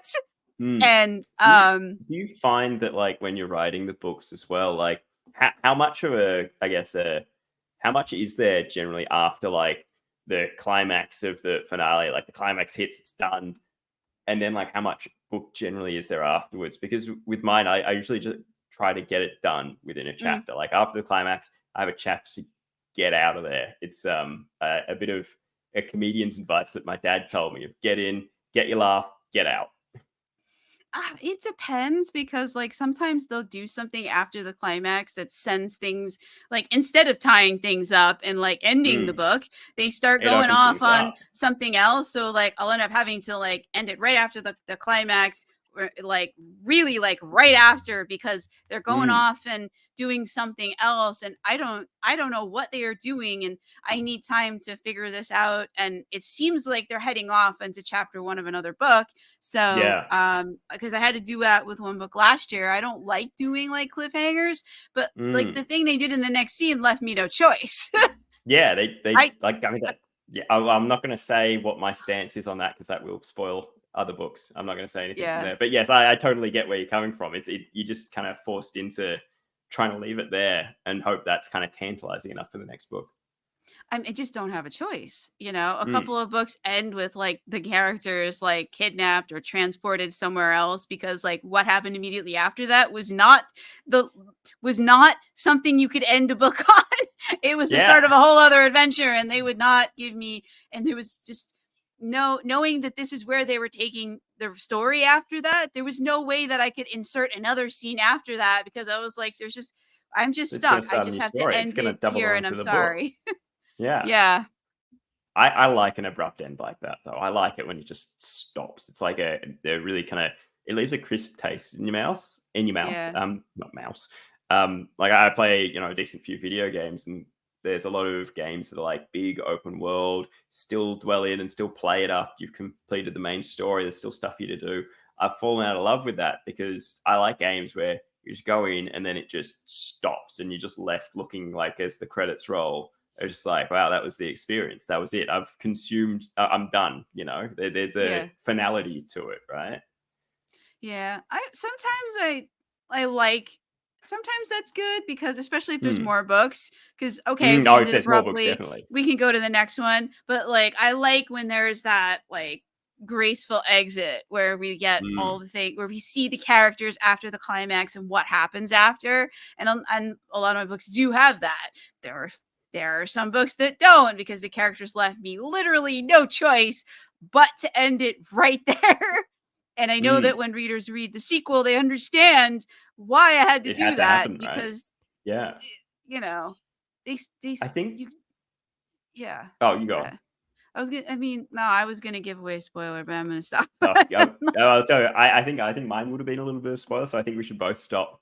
Okay. Just not mention those. It's hard, right? Like, Mm, I don't know about you, but I'm always like 2 books ahead of what's published. So just trying to keep a track of what people could know is really difficult, and especially kind of with both these books that I have out now being the first in each of their series, trying not to talk about it in a perspective where I'm at, where I've mm, already read the heck out of the second book. I know it back to front because I wrote it, right? yeah. Just trying to keep that mystery to it. That's really hard. Yeah, it is. I'm like 3 books ahead. Like Mm, three. No, that's I'm probably amazing. about 4.5 books ahead of. Wow. I hope your characters don't do this to you, but mine decided to go on a comic book esque crossover between series. Oh, And like, fantastic. so I have like the fourth book of one series that I'm finishing. I have the first 2 books in another trilogy And you've got to that I'm build all finishing. up to the And I crossover have event. book Have your 11 Avengers moment. in a third book, in a third Oh, series, because they're all part of this thing. And like the plotting of it it's is, all I'm interconnected. losing my mind on it because this is not something I planned. This was Yeah. this is that what I was telling you is like you'll write yourself into a corner. This was their grand idea for how we get out of a corner I painted myself into 5 years ago in one series. It feels like you've painted the middle of the room first, Yeah, effectively. So you've still got plenty to paint, but you can't get over to the other side of the room.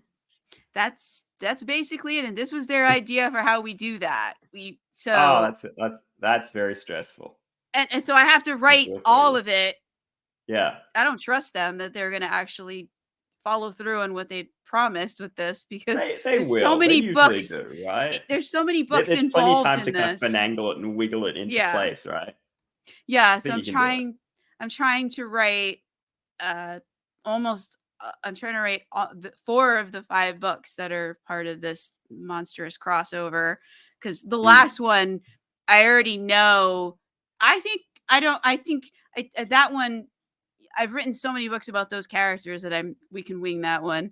mm. They're pretty like they're You know what pretty you're doing there, right? You've got the yeah, tempo. they're a little easier to herd, those cats. Um,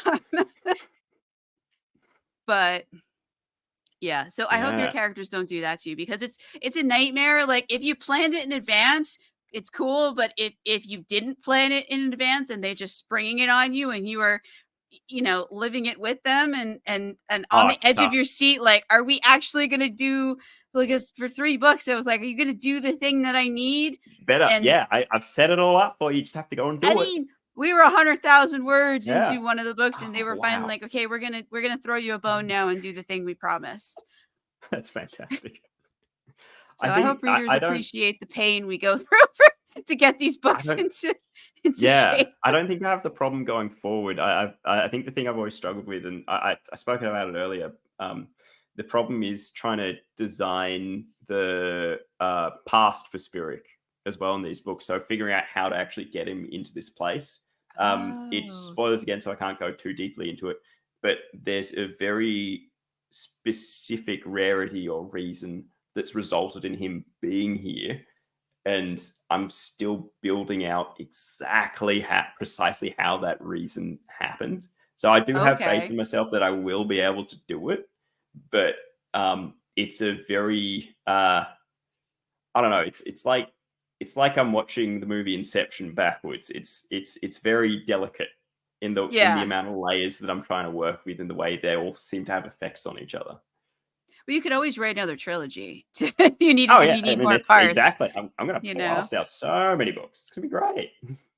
Oh, that's People so want cool more though. books. Yeah. Like how like in when he and like at some point he's like, I assume he's not like, an orphan with no family or anything. Like at some point he's going to Quite the miss opposite. the Yeah. people that were left behind and maybe want to find a way to go back to them. I don't know if that's possible. Well, in a way, in a way, which I'll say very mysteriously, it's kind of it comes to an exercise of thinking about who he was and the power that the Hytharo wielded. Because if you look at this world, they were the ones that control water. So you can extrapolate that, being able to control water, that's so powerful that they could probably rule the roost, right? So what would his people and his family do with that much power? And would they have been good with it? Mm. So I hint about this in the blurb as he discovers the exact nature of his past and how, the Hytharo people, they weren't just people, they were an empire that, ruled with this cruel and bloody fist. As he kind of discovers who he was, why he was sent here, and what he's meant to do. And he wonders if it was with noble intentions or who he's meant to believe in his past or in this present as well. So it ends up being this really big moral dilemma for him as he kind of interacts with people. And this time he's been thrown into as they ask him, please just make it rain. It'll be great. And he says, no, it won't. I know what happens. Well, I mean, if it hasn't rained in a super long time, I don't think it'd be a good idea. Yeah, exactly. That's the other thing, right? You'd flood the place. Yeah. No one can swim. Yeah, because the ground would be, I mean, just I all guess. sand. Yeah, I it's don't know. There's true. magic in it. We'll figure it out one day. But yeah, So, I think that's the nature of the way I want to write the book. It's very detailed, packed. A lot of the reviewers have said like, they've been reading carefully because there's just so much kind of packed in there, which I hope to take as a compliment. But it's something where I want people to be able to stop and try and think about the reasons why things are happening, because that'll give them the foreshadowing for future plot events in the book and then in the series as well. okay, that's really cool. Mm. Is there anything else you want to say about the Hytharo Redux? I want to be sensitive to your time. We've been talking for almost 2 Yeah, hours. you're just such good conversation, I'm not too bad too. The last thing I want to say about the Hytharo Redux is that it's actually going to be on sale on the Kindle store for US and UK readers from the 15th of January to the 21st of January for only $1.99. It's going to be the first sale I've actually run on this book, actually on any book. So definitely get in there, jump in, embrace the world and kind of discover, Spiric's journey, especially if you liked the reading that I gave about an hour and a half ago. Wow, we've been talking for a while. And that I've also got another book coming up. So it will be called Blazing Flux. It's the second book in the Flux Catastrophe. You can get out and read the first book as well. That's also on Kindle and Kindle Unlimited. And if you sign up for my newsletter, you can read Rising Flux. It's the novella prequel. It's a short, really fun adventure in the nature of something like Annihilation by Jeff Vandermeer, as they discover, what molten flux is and what automines are for the very first time.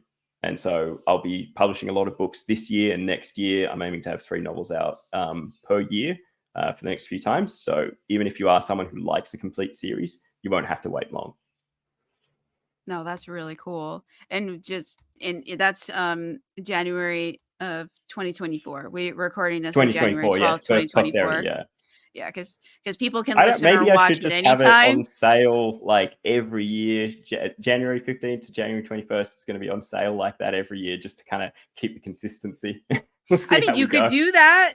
You could It'll be fun. you could yeah, you could certainly do that. That would be kind of fun. And then Someone will have to message me sometime next year to remind me. That's the only thing. Someone will have to tell me, hey, you got to do it again. If you're listening to this in January of 2025, Jonathan has left his social media and his website. You might want to like pop a question in there and be like, hey, you doing that sale again? Come on. You can reference this I want to buy podcast some episode. books. Yeah. and you can great. pick up more of the series because there'll be more of it out. Fingers crossed. Yeah, definitely. So I'm aiming to have the next Hytharo book out by August of 2024. I like that it's called, was it Flux Catastrophe? Kind of a play on flux capacitor. Oh, I never realized. Oh, really? That's Because like great. every time you said it, I'm picturing like Just like, Doc Brown from like that's the fantastic. what is that? From Back to The the Back Future, to the yeah. Future. Even though they have no relationship, just because like that's the Yeah. only time they said flux capacitor. I don't know how many times in there. Yeah. Did I say capacitor? I thought I was saying catastrophe. But I think it's because of the way Oh, of your accent, the way it sounds to the me is very Australianness. similar to capacitor, even though I know I you're saying see. catastrophe. But I'll try again in my best American accent. The flux catastrophe. Not bad? yeah, no, it's fine. Your pronunciation was Yeah. fine. It's just in my head, Okay. I'm hearing flux and something that starts with CA, and the brain does the That's automatic fantastic. replacement because I was a kid when Back to the Future came out, Yeah. so like it's I heavily I imprinted upon will me. yeah, I'll have to disappoint. I have vowed myself not to do time travel. Time will always move forward for me. Well, you did do time travel because Yeah, Spiric forward. went from 1,000 years in the Yeah. past to the future, so you're doing Back to the Future. Yeah. All right, I'll rephrase that. I won't do backwards time travel. How about that? Okay, but I If mean, something's happened, it's but you definitely did happened. have time travel, so I you did have can't. time travel, so I So will I admit think that. It goes that's the forward. thing. And it's Yeah. late. I've worked all day, so my brain Yeah, is making we connections have all been here for over. nearly 2 hours. Thank you so much for having me on. Thank you. You can, feel free to come back with, with Love another to, book yeah. another And time, and we can chat some more. I've started working with this great group of authors. We're calling ourselves the Break-ins, and they're all a bunch of other really high energy, really energetic indie authors as well that are just starting out or publishing their debuts this year. So I'll definitely try and spread the good word and get them on here because it'd be an Yeah. awesome series to have people on here talking about it. We could do like a group episode too. That might be kind of fun to have all of the That'd be break-ins awesome. on, and we could have like Yeah, we could discuss, I don't know, something, because that could be kind of fun. Last week, I had an author come on, and another author who is she's worked closely with while writing her books came on to oh, be that's her awesome. cheerleader, and it was a really fun dynamic. So I think it could be kind of fun. I think it'd be fun to have. We can have up to 10 people on here, so it might be fun Yeah, to that's have the whole awesome. group on, and we could talk about some aspect of fantasy or fantasy books, and that could be a really Yeah, fun episode. So I'll let yeah, you that sounds arrange great. that with your people. I'll have my people, they'll call your people, we'll do lunch, as they used to say in all the 90s movies. Yeah, that would be fun. All right. Yeah, Thank you awesome. so much for coming on the podcast today. And this has been Fantasy Lore and More. And today we had Jonathan Weiss, and he was talking about the Hytharo Redux and not the Flux Catastrophe. What was the first book called? Molten Flux is the Molten first book in the Flux. Flux There we catastrophe. go. Yeah. And all of his information is in the show notes or the description. I encourage you to check them out and get in touch and check out Jonathan's books. And also, don't forget to like, subscribe, follow, all the things so that you'll be notified when the break-ins come on, because we haven't scheduled it, so I don't know when it is. I've just thrown the idea out there, so we'll see what happens. I hope I'm going to make it happen in the future because that'll be awesome. That's fine. So you can be alerted when the group comes in, and we can do some fun group chat. And if anybody has any questions or any suggestions on what we should do for that group episode, send them my way, please. Definitely. That'd be awesome. And I know. And this has been awesome. I've been Melinda Kucsera, your indie fantasy author, and I will catch you tomorrow with another fantasy author, another fantasy book. So you have a great day or a great night wherever you are.